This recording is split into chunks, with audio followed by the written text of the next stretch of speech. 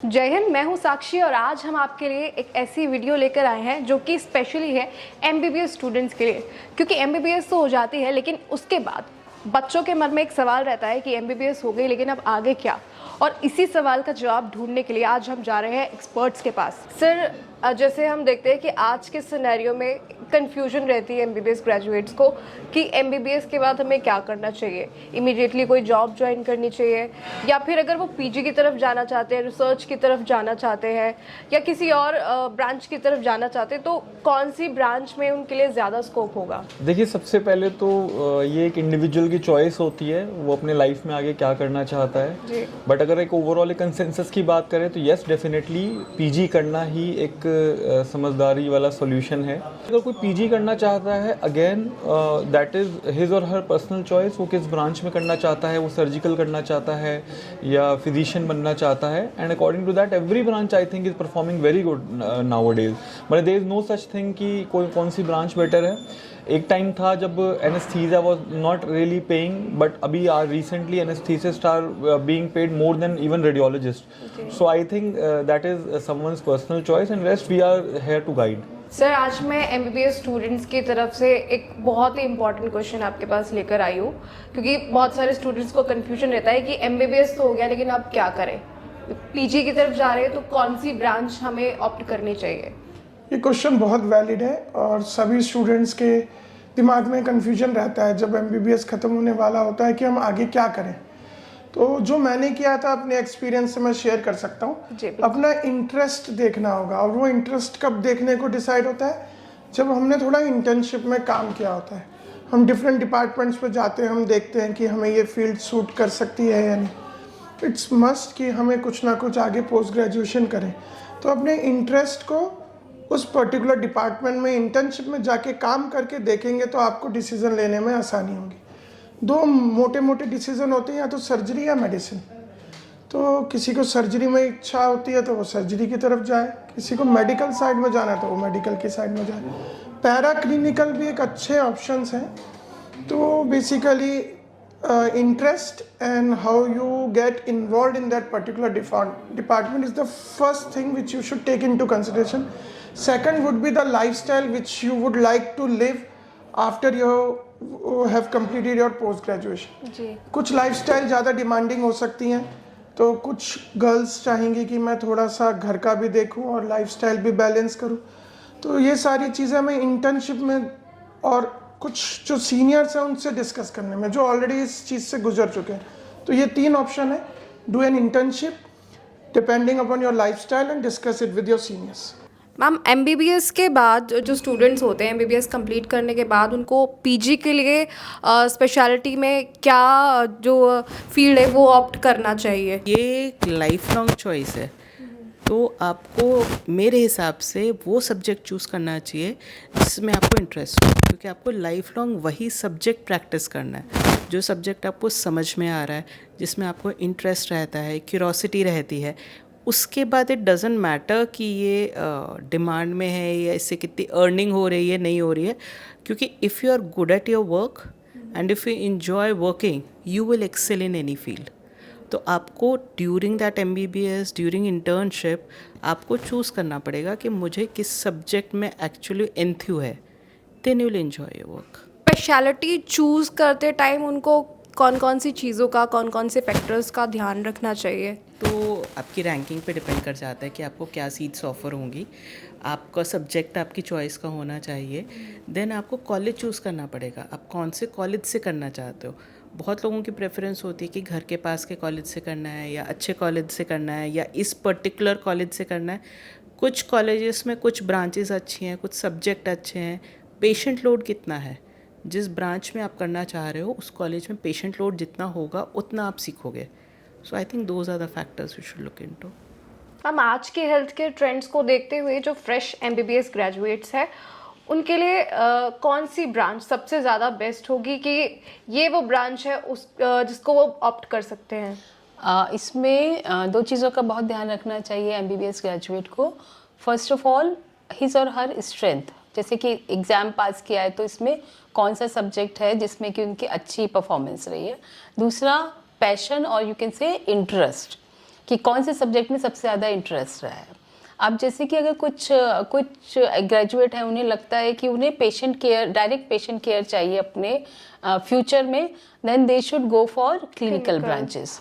लेकिन जैसे कुछ हैं जिसमें जो कि चाहते हैं लाइट वो रहे, तो और एकेडमिक्स में इंटरेस्ट है, टीचिंग में इंटरेस्ट है, रिसर्च में, then they can go for pre clinical और पैरा क्लिनिकल ब्रांचेस। सर, आज के सिनेरियो में एमबीबीएस जो फ्रेश ग्रेजुएट्स होते हैं, ज़्यादातर स्टूडेंट्स जो हैं आज के टाइम में प्रेफर करते हैं पीजी की तरफ जाना। तो अगर वो पीजी की तरफ जाना चाहते हैं तो कौन सी ब्रांच में उनके लिए ज़्यादा स्कोप होगा? Very good question in today's scenario, Sakshi. Being a physician, I would like कि every student should opt for MD medicine. But अब जैसे जैसे चेंज हो रहा है सिनेरियो, पेशेंट या स्टूडेंट्स जो हैं वो चाहते हैं कि थोड़ा सा मेंटल स्ट्रेस उनको थोड़ा सा कम हो, तो उस हिसाब से अगर देखा जाए तो MD radiology would be a better field, better branch for them. उसमें थोड़ा सा स्ट्रेस लेवल्स थोड़े से कम होते हैं बिकॉज पेशेंट डीलिंग डायरेक्ट नहीं होती है उसमें। Basically the doctor has to do the examination and just give the report. Second important branch in this scenario could be MD anaesthesia. जो पेशेंट, जो स्टूडेंट चाहते हैं कि भाई कुछ पेशेंट एक्सपोजर भी हो, कुछ क्रिटिकल केयर एक्सपेक्ट भी हो उनसे जुड़ा हुआ, क्योंकि डॉक्टर बने हैं तो कुछ तो करना है लाइफ में, तो MD anaesthesia is next good branch.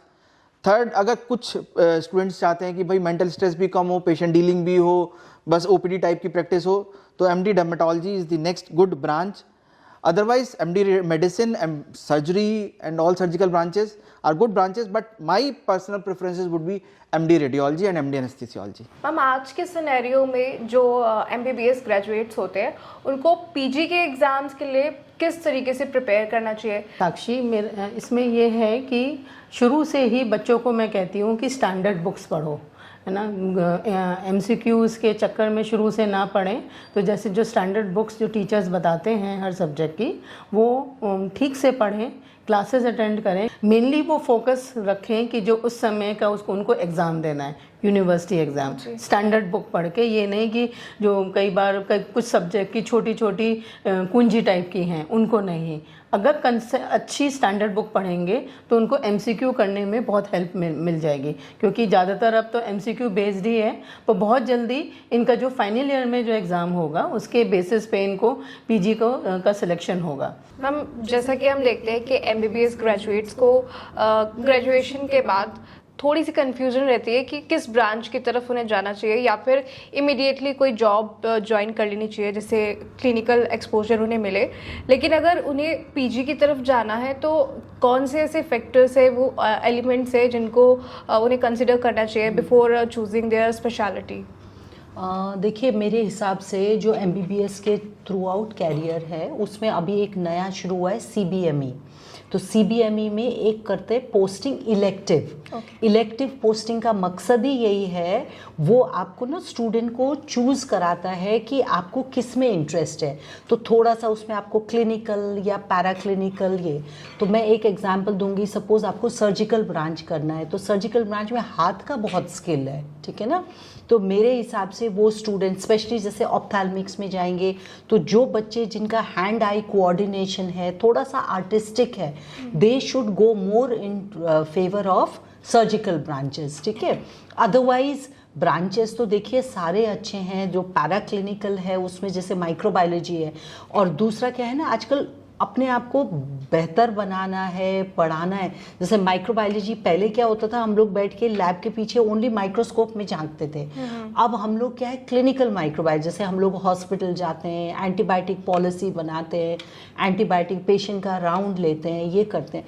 तो बच्चों को ना, अब अगर हम MBBS के फाइनल ईयर तक ये हो कि मुझे आगे जाके किस टाइप का, पहले तो डिसाइड करना है कि सर्जरी लेना है या मुझे थोड़ा लाइटर ब्रांच लेना है, ये पहले दिमाग में ठान ले। फिर थोड़ा सा अपना वो देख लें कि बहुत सारे लोगों को होता है ना, they want to go for simple branches, जैसे पैरा क्लिनिकल करना है, लेस स्ट्रेसफुल और टीचिंग। कुछ बच्चों को ये होता है एंड ब्रांच मुझे करना है, मुझे बहुत ज़्यादा पढ़ाई नहीं करनी है, सुपर स्पेशलिटी तो नहीं, क्योंकि मास्टर सर्जरी करेंगे, मेडिसिन करेंगे, आगे DM करना है, MCH, बहुत सारी चीज़ें होती हैं। तो बच्चों को फाइनल ईयर तक, और हमारा उसमें हम एज अ टीचर हमारा भी बनता है।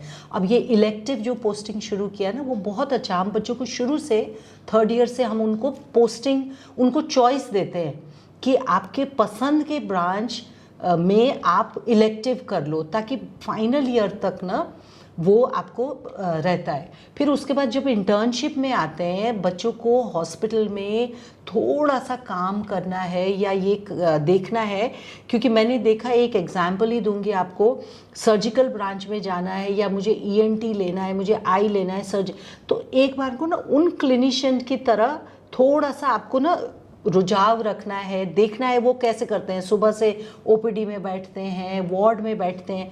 कुछ बच्चे पहले से प्रेफर करते हैं ना, मुझे तो lighter branch.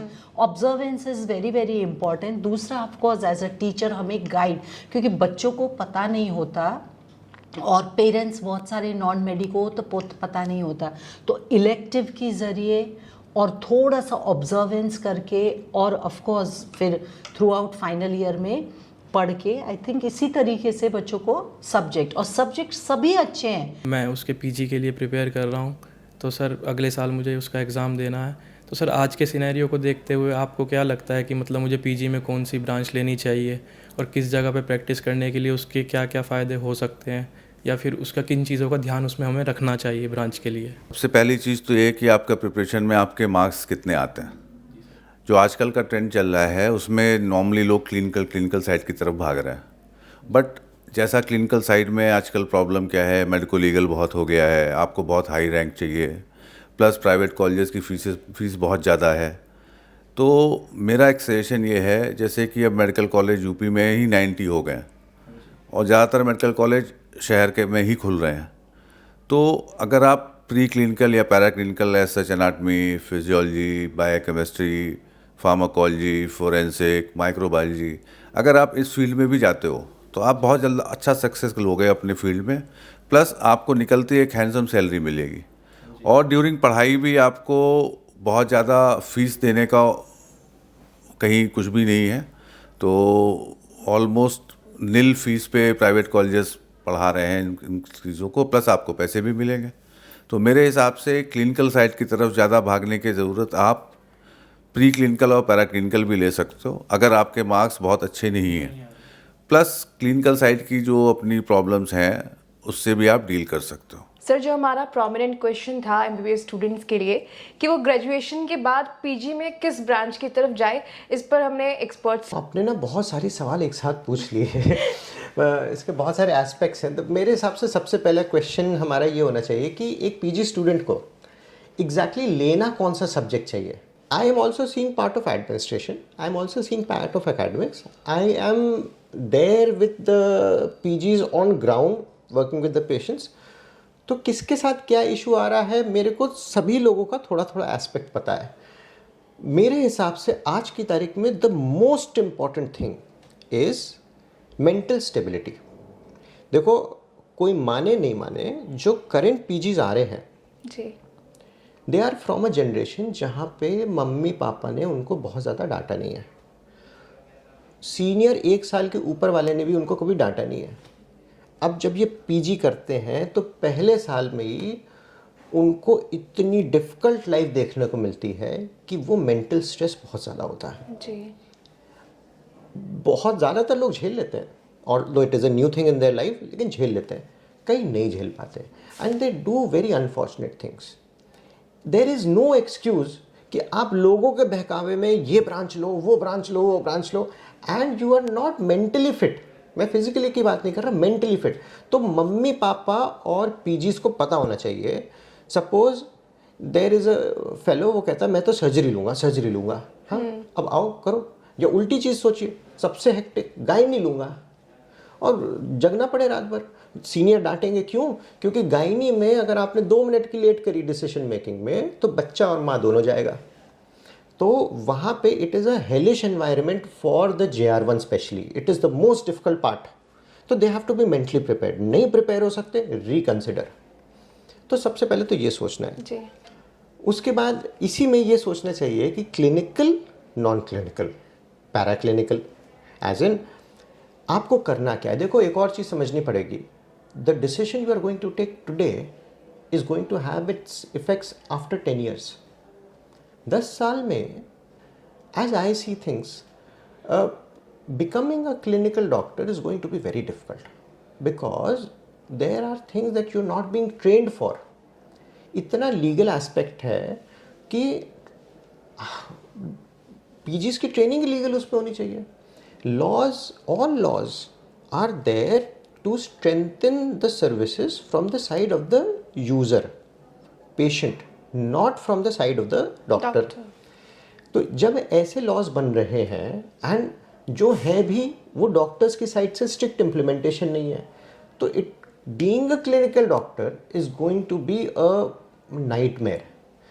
Why not a non clinical? जैसे अगर कोई बंदा, मुझे लगता है कि जैसे फार्माकोलॉजी करे, एक्सीलेंट, उसको मेडिकल कॉलेज में काम करता रहे, साथ में कंसल्टेंसी करे, कंपनीज को एडवाइस करता रहे, साथ में जैसे हमारे यहाँ पे कॉलेज ऑफ फार्मेसी भी है, तो बहुत ही बढ़िया फार्मास्यूटिकल रिसर्च होती हैं.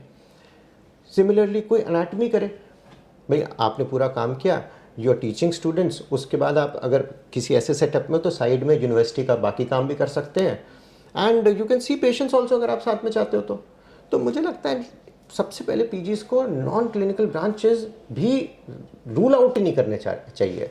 एक पैरा क्लिनिकल का पार्ट बड़ा इंपॉर्टेंट है.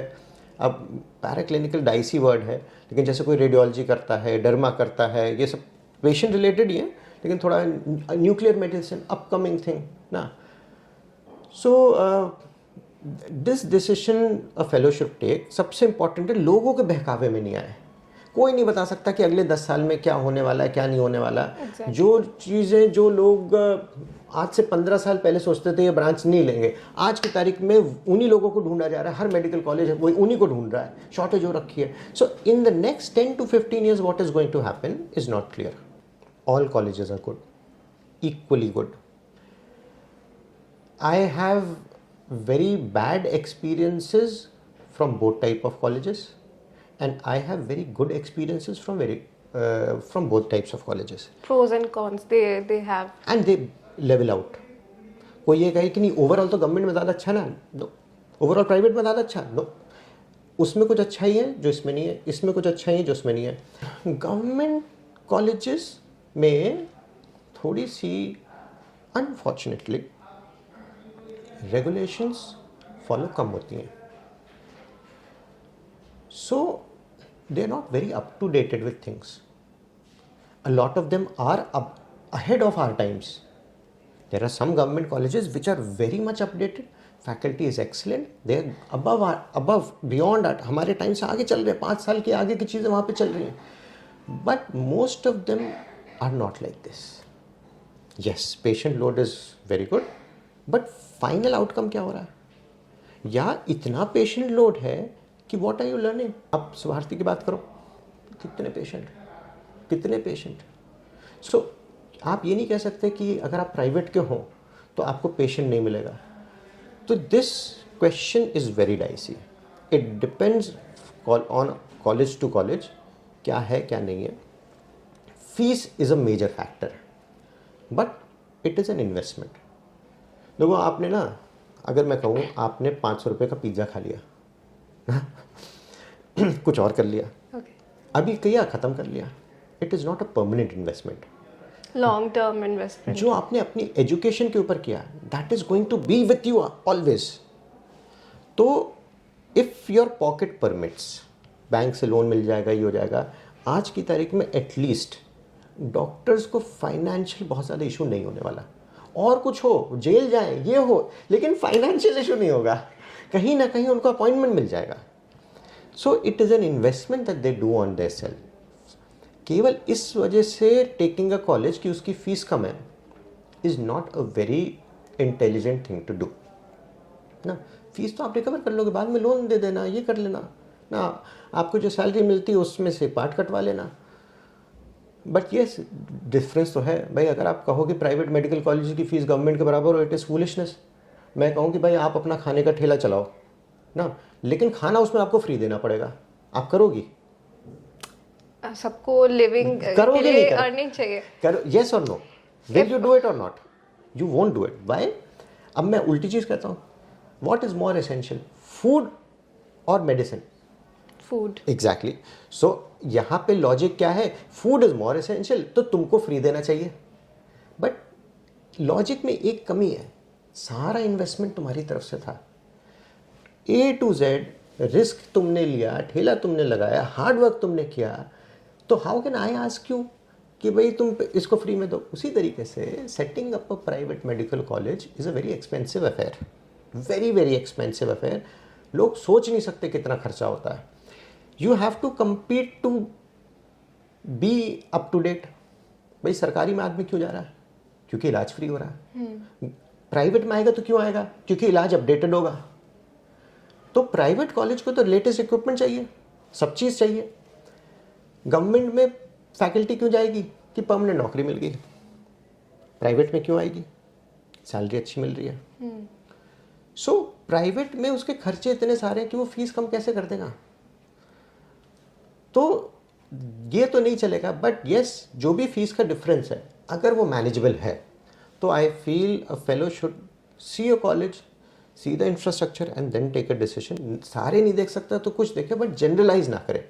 स्टेट टू स्टेट बहुत डिफर करता है, कॉलेज टू कॉलेज बहुत डिफर करता है। मेडिकल कॉलेजेस का ओपिनियन क्या है ये बोथ पर्सपेक्टिव्स पे पता चलेगा ना। ट्रुथ वन साइडेड नहीं होगा। आपको जब किसी चीज़ का डिसीजन लेना है, आप मान लो कोई पीजी कहता है, see Subharti is one of the stricter colleges. कोई पीजी कहता है भाई यहाँ तो बिल्कुल सुनवाई नहीं है, बहुत डिसीजन पीजी के अगेंस्ट डिसीजन लेता है। किसी ने पूछा कभी कि डिसीजन लिया क्यों? भाई आपने किसी पेशेंट के साथ वो ट्रीटमेंट नहीं दिया जो you are suppose to do, या आप एब्सेंट हो गए, आप इमरजेंसी ड्यूटी पे आप आए नहीं। मोस्ट ऑफ द कॉलेजेस में कोई एक्शन नहीं होता। मेरी जिम्मेदारी है कि my PG becomes a good doctor. That is my moral duty. मैं एक्शन ले लेता हूँ, लेकिन यह एस्पेक्ट ना किसी ने मेरे से पूछा, ना मैंने किसी को बताया। सामने वाले को क्या दिखेगा? देखो यहाँ दूसरे कॉलेजेस में पीजी पे एक्शन नहीं होता, हमारे यहाँ पे पीजी में एक्शन होता है। सो लोगों का इंटरप्रिटेशन क्या है, वो किस कॉलेज को अच्छा कह रहे हैं, किस कॉलेज को अच्छा नहीं कह रहे, it is a big question mark. So people should try and be logical about it, see about both the aspects and then take a decision. But still अगर सब कहे कि सर समरी क्या हुई, इतना आपने हमें ज्ञान पेल दिया है, आप एक समरी तो दो। समरी आज की तारीख में considering today's generation is only one. सबसे इंपॉर्टेंट चीज़ इज़ द मेंटल स्टेबिलिटी। वो कितना मेंटली स्टेबल लड़का है, कितना प्रेशर ले सकता है। There is no fun in taking a course and 3 महीने बाद कहें भैया आई क्विट। ये नहीं होना चाहिए। This is the worst thing that can happen. घर वाले क्या कहेंगे, अबे सर्जन नहीं बना, मेडिसिन नहीं बना। अरे बोलने दो ना, आप होगे तब तो बोलेंगे ना, नहीं होगे तो क्या बोलेंगे? तब वो सोचते रहेंगे यार हमने इतना प्रेशर नहीं देना चाहिए था। Take a lighter branch, be happy in life ना। So there is this one more important question कि कई बार ऐसा होता है पीजी स्टूडेंट्स को जो सीट चाहिए होती है जिस ब्रांच की तरफ, वो उनको नहीं मिलती, तो वो एक डिसीजन लेते हैं ड्रॉप आउट करने का। तो क्या ऑप्शन उनके पास होना चाहिए कि या तो वो ड्रॉप आउट करे, या फिर ये एक बेटर ऑप्शन होगा उनके लिए कि वो जो सीट उन्हें अवेल हुई है उसमें वो प्रैक्टिस करे और साथ में फिर से प्रिपेयर करे उसी सीट के लिए जो वो अवेल करना चाहते थे? आई सी 3 ways how people deal with this, और उसके लिए डिपेंड करता है कि आप कैसे हो। सपोज मैं एग्ज़ाम देने जाता हूँ, मेरे को सर्जन बनना है, कम वॉट में। This fellow should not compromise, क्योंकि ये कुछ और करेगा, he will not be happy. He should prepare and become a surgeon. लेकिन मुझे यार सर्जिकल ब्रांच लेनी है, कोई सी मिल जाए, मिल रही है ले लो, ठीक है ना। तो सबसे पहले तो आपको ये देखना है कि आपका माइंडसेट कैसा है। आप इस माइंडसेट के हो, इस माइंडसेट के हो। अगर आप एक्चुअली कुछ करना चाहते हो कि मैं तो और कुछ करूँगा ही नहीं, यही मेरी लाइफ है, this is what I am built to do, then go for it. Time लगता है, टाइम लगे, बिकॉज एंड में आप अपने को लाइफ में 10 साल बाद जवाब ये दोगे, यार मैंने 1 साल और दे दिया होता ना। तो सेटिस्फैक्शन का कोई तोड़ नहीं है। No amount of money will give you that satisfaction. उसी तरीके से जो दूसरी कैटेगरी है, जो कुछ भी मिलता है, द सेकेंड थिंग, सेटिस्फैक्शन पहले नंबर पे, दूसरे इंपॉर्टेंट चीज़ है टाइम। Y waste time? लेकिन लोग तीसरी चीज़ भी करते हैं। तीसरी चीज़ ये करते हैं, they take up a seat and then leave it after 1 year. This is a very very bad thing to do, because आपने वो एक सीट जो खराब करी, कोई कहे कॉलेज का नुकसान हो गया, ये हो गया, यस हो गया, बट देश का नुकसान हो गई। उस पर कोई और बंदा होता जो एक्चुअली वो डॉक्टर बनता। आपने तो एक वो सीट ऑक्यूपाई कर ली, जिसको चाहिए था वो ले नहीं पाया और छोड़ दी। अब वो तो डॉक्टर बनेगा नहीं, वो सीट आपकी खराब हो गई। It is a national loss. तो ये नहीं करना चाहिए। NEET is just one part जो ये देखता है कि वो MCQ वाला पार्ट कैसे कवर कर सकता है। Very frankly, there was a time when we did not have NEET. I prefer that time, because आज की तारीख में जो बच्चे आते हैं उनको थोड़ा सा ये हो रहता है, हमने तो नीट क्वालिफाई करके आए हैं, सीनियर्स की बात नहीं सुनेंगे, टीचर्स की बात नहीं सुनेंगे। It does not tell you whether you are intelligent और यू आर डम। तो बंदे को जिसका नीट हो गया उसको ज़्यादा हवा में नहीं उड़ना चाहिए। आपसे कहीं ज़्यादा इंटेलिजेंट लोग हैं और आप इमेजिन नहीं कर सकते। और जो लोग डम कैटेगरी में अपने को फील करते हैं कि मेरा नीट नहीं हुआ यार, मैं तो I am a failure, absolutely not. It is one method. तो इट इज़ पॉसिबल कि आप, और हम MBBS में ये चीज़ नहीं ट्रेन करते। MBBS में हम बेसिकली उसको क्लिनिकल पार्ट दिखाते हैं, थ्योरी दिखाते हैं, लेकिन MCQs कैसे अटेम्प्ट करो ये नहीं सिखाते उसको। इट इज़ पॉसिबल कि आप एक साल तैयारी करो केवल इस तरीके से कि MCQs कैसे अटेम्प्ट करते हैं, उतने टाइम में कैसे करते हैं। मेरे पास जब एक पेशेंट आता है, आई स्टिल हैव से 5 मिनट्स, MCQ अटेम्प्ट करने में वो नहीं होता ना। तो it is a different art. तो dropping is not a big thing, you can drop, but provided आप ये देखो आप किस कैटेगरी में हो।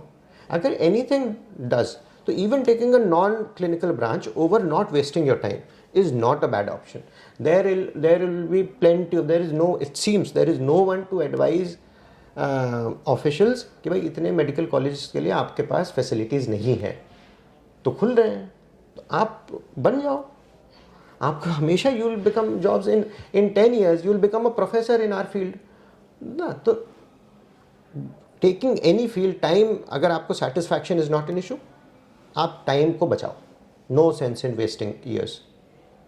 Thank you so much sir, thank you so much. I hope आपके मन में जो भी सवाल होंगे, जो भी कन्फ्यूजन्स होगी, जो हमारे MBBS स्टूडेंट्स हैं, वो कहीं ना कहीं बिल्कुल ख़त्म सी हो गई होगी और ये सेशन काफ़ी इंसाइटफुल रहा होगा। और उम्मीद है कि आपको आपके सवालों के जवाब ज़रूर मिले होंगे। मिलते हैं आपसे अगली वीडियो में। जय हिंद।